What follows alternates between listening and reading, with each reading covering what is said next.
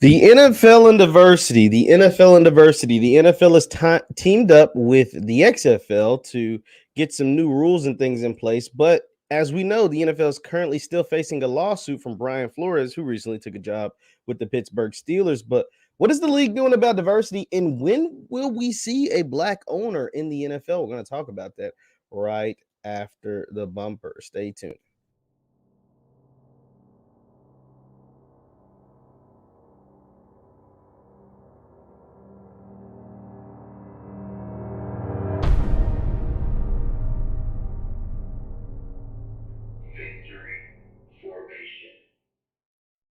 What's good people? My name is JeffLightsyJr here at the Black Boss channel on Victory Formation. Thank you guys for tuning in. Be sure to hit the thumbs up button, like, share, subscribe, and the notification bell because we upload every single day. Now, the NFL is working on, or is supposed to be working on, the diversity problem that they've had for a very long time, mainly because when the league was created over 100 years ago, it didn't have black people in mind, not as players, not as owners, and not any type of leadership position. And so now, 100 years later, they're still struggling when it comes to black coaches, black general managers, black offense coordinators, black everything. But the number one problem that is a big donut, big zero, because there's some black coaches, not many, but some. There's some black general managers, not many, but some. There's some blacks in leadership positions, not many, but some. But there's a big old zero in black ownership. There is not one single black man who is an owner of an NFL organization. And some will say, well, there's some minorities. Yeah, but that ain't black. Ain't a black man. Shad Khan's not a black man. Gail Benson is a woman, not a black man, a white woman at that. And there's some other, I think, some minority type owners, but there's no black owners at all. And the question is, when will it happen? If it will happen. Will it ever happen? I don't know. Deion Sanders had an interesting take on how he thinks the NFL should handle diversity, or the NFL should get some inclusion in the ownership system as far as league owners being black. He said you can't force, an owner, because I think the Broncos are up for sale, and there's some black people bidding on the Broncos, but chances are they won't get it. The Washington Commanders, I almost forgot their name. It was the football team. It used to be the Redskins, but the Commanders could potentially end up being up for sale with the Dan Snyder, all that mess he's got going on. But you can't force him to sell to a black man. Chances are they won't, even if they do come up for sale, but they're currently not. And then there's the whole thing with the Miami Dolphins, who could possibly be charged with, tanking games purposely or paying coaches to tank games. That's what Brian Flores is claiming. And if it's deemed to be true, Stephen Ross, who was the owner of the Dolphins, could possibly be forced to sell. And hell, we know if that's the case, if a black man is the person who ends up making him being forced to sell his team, ain't no way in hell he's selling his team to no black people. So, there's that. And Coach Prime, Deion Sanders, had his suggestion was, once again, you can't force these people to sell their team to black people. So what you should do is, we understand there's probably going to be some expansion in the league at some point. You should expand it 3 teams and make it a guarantee that black people can own those 3 teams. Make it to where white folks can't even bid on those 3 teams. Make it to where black folks are the only ones who have the possibility of owning those 3 teams. Now, once they become the owners and they're the owners for 5, 10, 15, whatever years, and they decide to sell, now, of course, they can sell it to white folks, but at least we get a foot in the door.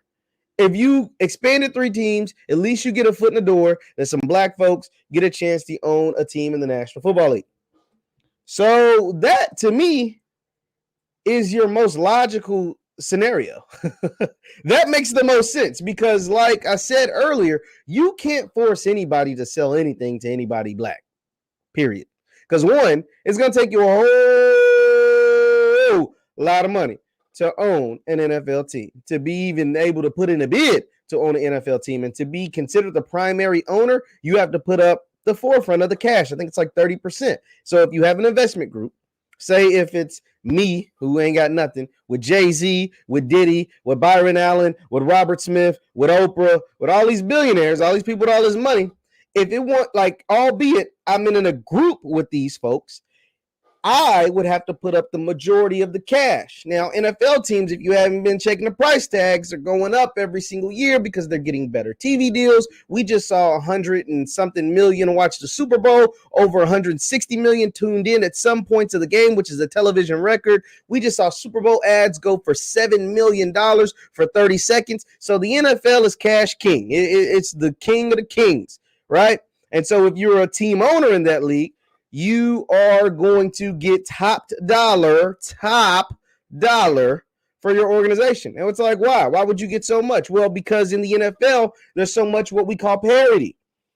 Obviously, the Chiefs have been to the AFC Championship game the last 4 years. Obviously, the New England Patriots won a bunch of Super Bowls. But we also saw the NFL is the only league that you can see things like this. Cincinnati Bengals 2 years ago had the number 1 overall pick. 2 years later, they're in the Super Bowl. You get what I'm saying? And so just imagine they were this close from winning a Super Bowl. They were Joe Burrow 5 more seconds away from seeing Jamar Chase to win the Super Bowl in a game-winning fashion. But Aaron Donald kind of ruined that. But that you get what I'm saying. The NFL is really like the only sport where you can see a team from Cincinnati, Ohio, play against a team from Los Angeles, and it do crazy numbers. It looks like the team from Cincinnati, Ohio has a bigger and better fan base. You get what I'm saying? Like the NFL is like the only sport in America that you kind of see that kind of paradigm, that kind of parity, the paradigm shift, just like that. The Chiefs won nothing for a long time. They had only won 1 Super Bowl in their franchise history. Then they go to 4 straight AFC Championship games. You get what I'm saying? So that is why the NFL is king, because it's so much parity, and your luck can change just like that. You make a good draft picks, some good draft picks, some good free agent signings, a good coach, get you a good franchise quarterback. It's a lot. So I'm not gonna act like it's easy. It's a lot, but your fortunes can change just like that. Just like that. Cincinnati's going nowhere fast. They get Joe Burrow, they're in the Super Bowl 2 years later. Just what happens. And we don't even know if they have a good coach yet. He made some questionable decisions throughout the playoffs. So anyway, but the ownership of black people. Here's my plea to black folks. Here's my suggestion. 1, don't beg the NFL to be a part of their ownership group. Should you be a part of their ownership group? Absolutely. 75% of the league is black. Absolutely. I mean, come on. 75% of the league is black. Let me repeat it one more time. 75% of the NFL is black. So how in the hell do you have a league where 75% of the people are black and none of the owners who signed the checks are black? That is sad. 2, there are other avenues for you to have some form of ownership with football. Why is the NFL cash is king? Well, because they get the best players. Why do they get the best players? Because they can pay them the most. Why can they pay them the most? Because they get the best TV deals. Why do they get the best TV deals? Because they have a pipeline that's already been established. Now, I'm not saying you got to take on the NFL in instances like the XFL, the USFL, or the AAF, or whatever. But there's other ways to make money. There's other sporting leagues that you can start up, that you can own, that you can create your own revenue without directly taking on the NFL. Look at what Ice Cube did with the Big Three. Look what The Rock is doing with the XFL. Hell, he's partnered with the NFL. And maybe we can get some black owners in the XFL league. And maybe we can say, hey, this is a black-owned sports league. And maybe we can make some headway because our biggest exports to the world are entertainers and our athletes. There are two of our biggest. I'm not gonna say our only biggest, but 2 of our biggest and our 2 most lucrative as us. I'm saying black community to the world are entertainers and athletes, and we own nothing in those industries.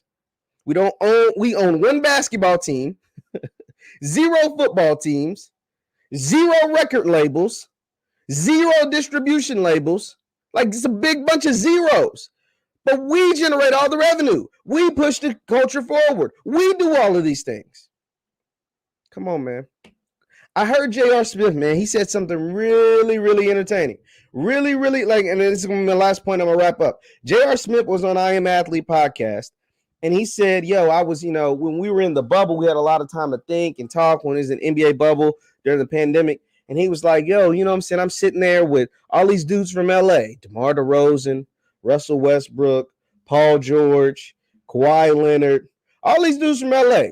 And all these dudes have made hundreds of millions of dollars throughout their NBA career. Westbrook's on a $200 million deal. Paul George is on a $180 million deal. Kawhi Leonard's on a 160 and what like he said, I'm not pocket watching, but this is just a fact. DeRozan's on a $90 million deal, whatever. He's like, I'm looking at all these people with all this bread and all these dudes from the same town. And when we go back to their hometown, we got to hoop at the white man gym, essentially. So we got to go hoop at the white man's gym. He said, man, how in the hell do I have $1 billion worth of guys, group of guys right here, and they don't even own a gym? They don't even own a rec center. They don't even have businesses in their communities. They don't even do these kind of things. It doesn't make sense. You're in a room with 5 guys with combined net worth of $1 billion, and they don't even own a gym. They play basketball, that hoop for a living. They don't even own a gym where they're from. When they go back to where they're from, not like where they go play, the city that they play at, or they out of town or whatever, the hometown, the place that they live, where they lay their head. They don't even have a gym where they're from. They got to go hoop at the white man gym, essentially. It's a mindset thing, is what he said. It's absolutely a mindset thing. It's the same when it comes to sports, entertainment, and all of these fields that we dominate. We have to change our mindset. The switch must be flipped. It's time to make it happen. Now more than ever. Once again, my name is JeffLightsyJr at the Black Boss Channel. Subscribe to the Black Boss Channel right there. Hit that thumbs up button before you head out of here. Thank you guys for tuning in, and I will see you next time. Peace.